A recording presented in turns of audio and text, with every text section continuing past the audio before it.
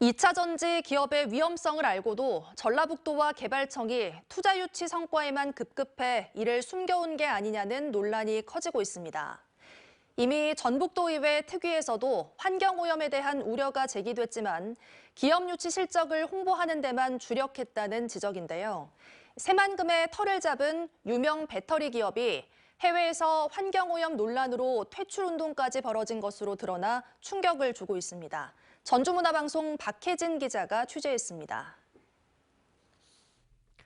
헝가리의 한 외신 보도입니다.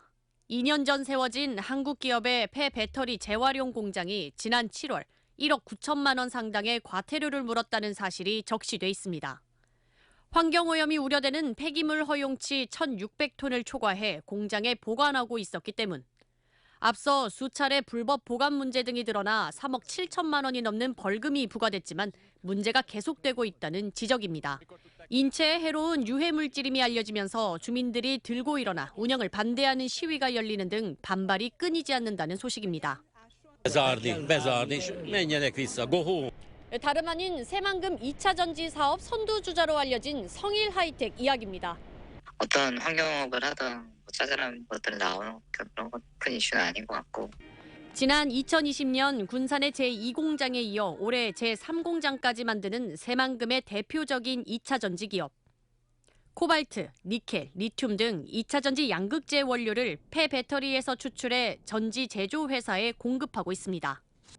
배터리 재활용의 선두주자로 꼽히지만 실상 폐기물 처리가 쉽지 않은 유해 산업임을 확인할 수 있습니다. 2차 전지는 내년도 전라북도의 주요 사업으로도 꼽히는 등 벌써 새만금 입주 예정 기업 68개 가운데 25%인 17개가 2차 전지 기업입니다. 해외에서는 이미 깊이 혐오 업종으로 통하는 기업들이 어떻게 새만금에는 우후죽순 자리를 잡은 걸까? 엄격한 심사도 없이 무분별한 입주 허가를 내주고 있기 때문입니다. 2차 전지라는 건 서울 경기에서는 친환경적이 아니라고 해서 안 되게 조례를 묶어 있는 거예요. 서울 경기에는 못 오게끔 이게. 국내에서도 2년 전 경북에서 2차 전지 관련 업종의 환경오염이 심각한 사회 문제로 대두된 상황. 우려가 거듭되는데도 전라북도는 이미 엎질러진 물인 양 대책 없는 말만 되풀이하고 있습니다. 저희가 지도 점검하고 기술 지원하고 모니터링하고 하는 방법밖에 지금 현재는 특별하게.